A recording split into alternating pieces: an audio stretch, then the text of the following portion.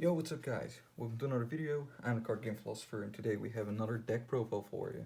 You can see already what it is, it's magnets. As per usual, I'm gonna do a little bit spice with it. I played this in the Speed Duel League Win-A-Box. I didn't top. I went 3-0 and I thought like, okay, this is going to be fine. I like my matches went fine. I was confident that this could get to the top. And then I had a lot of bad luck. But looking back at it, there's also some major flaws in the deck list and major flaws in how I play the deck that I want to use to learn you guys what not to do with this deck. So this is, I think I can show you both a lot of things that you should do, and I can also show you a lot of things that you shouldn't do with this deck list. So yeah, hope this is informative and let's get right into it. So first of all, I play 3 Delta because this is like the best card of magnets. I don't think there's a discussion about the deltas. I play 3 beta though, because it's the highest stat, and I play 1 gamma. I don't play Valkyrion. You might want to play Valkyrion, but I didn't want to play it. I didn't want to brick in my deck. And yeah, and that's the other thing. Like one of the biggest disadvantages for this deck, in my opinion, is the spellproof, or was when you played as usual, is the spellproof armor deck or like spell canceller. And you can't do a whole lot against that if you just play the regular thing. Now, sure, you can play you can summon Valkyrion, but if they get rid of your Valkyrion, which shouldn't be hard for them, it's over. So I thought something like this Twisted Personality would help a lot more. This deck is already like taking damage for this deck isn't hard, even without burn cards. It's not hard to get counters on Twisted Personality. They attack into you, you attack them, they attack over you, Inner Conflict pays 2000 life points. All of that is just Cosmic Cyclone. If they want to remove your field, it's all life point manipulation. And it just fuels your skill. And as soon as you get 3 counters, like if you have 2 counters, you can take away the cards from the hand that you have bounced there. Like if you keep throwing cards back in their hand, and this way you have a way to remove them again there. And when it has 3 counters, you can remove Jinzos, you can remove spell cancellers, you can remove the Exceed guy because you don't take damage anyway. So during their turn, so you just if either you bounce them or you just remove them with your skill, and that's just fine. So this seems to be, in my opinion, I'm still confident that this is the best skill. I know a lot of you guys play Magnetic Attraction. But I just think that having multiple monsters, like if you want to play this deck as a control deck, you shouldn't play Magnetic Attraction. And I am still, like, this is one of the few things that I'm fairly certain about, that this was not a mistake. So that's all for the monsters. Then I played 3 times the field. A big issue with both the field and this is you want to have both as early as possible, because these are like your most powerful cards. Delta plus field is just great. It's not Union Hanger Scramble, but it's pretty damn good to have against your opponent, especially if your opponent doesn't main any back row hate. That's going to haunt him the rest of the game. So yeah, this is definitely a good start with, and definitely something you should play 3 of, in my opinion. Then I played 3 Book of Moon because I think Book of Moon is at 3 is just a staple. You have to do it. It's so good. So 3 Book of Moon. Then I played 2 Metaverse, not 3, 2, because I was like, the issue with this that I have with this deck is, as I just said, you want to have the monster and the field as early as possible, but big downside, you can't have a hand of just field monsters. If you have just the fields, just the monsters, or just field and monster, which is the best of those 3 options, you have a bad hand. You can't win the duel through that. You can do well, you can stall a little bit more to get your other cards, but you don't win that way. And if you go against and if your opponent is able to just pressure you early game, you will start to lose if you open a hand like that and your opponent keeps pushing.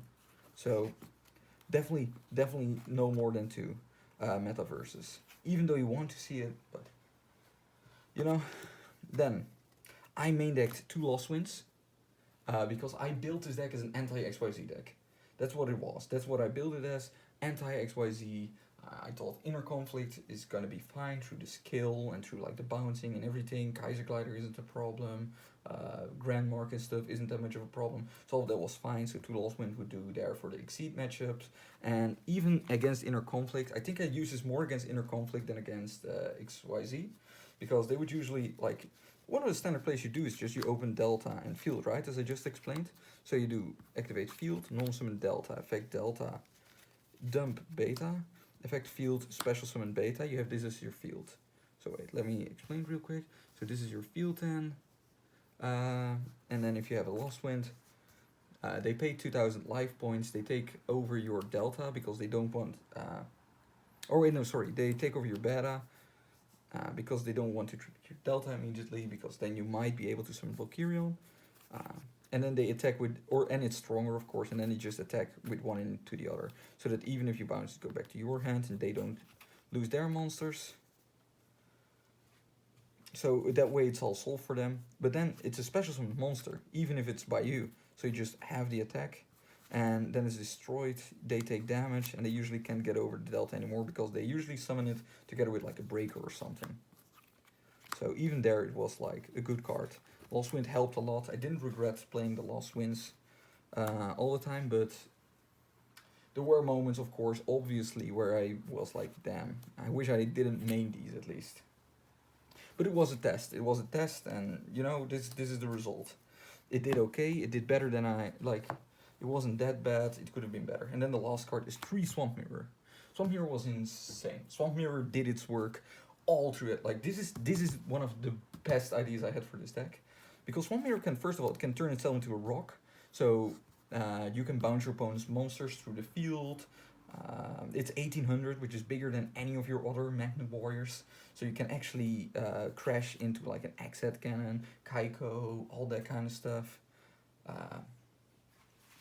Because you usually can't get over it. And the biggest thing you can crash into is Spell Canceller, because that is the death of this deck. Even with my build, I still struggle a fucking lot with Spell Canceller. Harder than, like, Spellproof Armor, you just play this. Spellproof Armor, you can also just get over them other ways. Lost Wind, you negate. Like, I also thought Lost Wind had a different ruling, so that's also, like, a little bit of a mistake. But I thought, like, this would counter the trap monsters. So all of it was solved. And then with Swamp Mirror, you would go for the Spell Canceller. Sadly, there's still back row behind the Spell Canceller, and yeah, that made it hard and harder. But I have side options for that. But yeah, just being able to make this an Earth and just mind fucking with your opponent. Like, if you have a set, you just attack with your magnets, and then they try to think like, I try to keep and with Twisted Personality as well, they want to play the way that you don't take, that you just don't get your counters. Like, they want to give you some counters because they need their resources, and they don't care if you get some counters, but they don't want all of them, and then you just push a little further with Swamp Mirror for the second, third counter that you need. Also in your opponent's turns, and you can just reborn it again to with the field. If you make it a rock, an Earth rock, with your field you can reborn all your magnets again. So, like, because one of the biggest weaknesses I found out during testing was that when you do magnetic field and you play like Delta, they Book of Moon you. As soon as you have the field, they Book of Moon you, because then you can't reborn. And if they would do that, then they would have wasted their Book of Moon, because I would just do Swamp Mirror and still special. So that's the best out against Book of Moon, against Spell Canceller, everything. So Swamp Mirror was definitely the best card of this deck. Then for the side deck, I played one Jinzo. I regret playing this. I regret playing this a lot. I didn't know. I felt like Exceed and Conflict were a solved matchup. So I felt like I wanted to focus more on like Rogue, and it was like this. Remember, guys, I made this deck list weeks ago, like more than a month ago, if I remember correctly.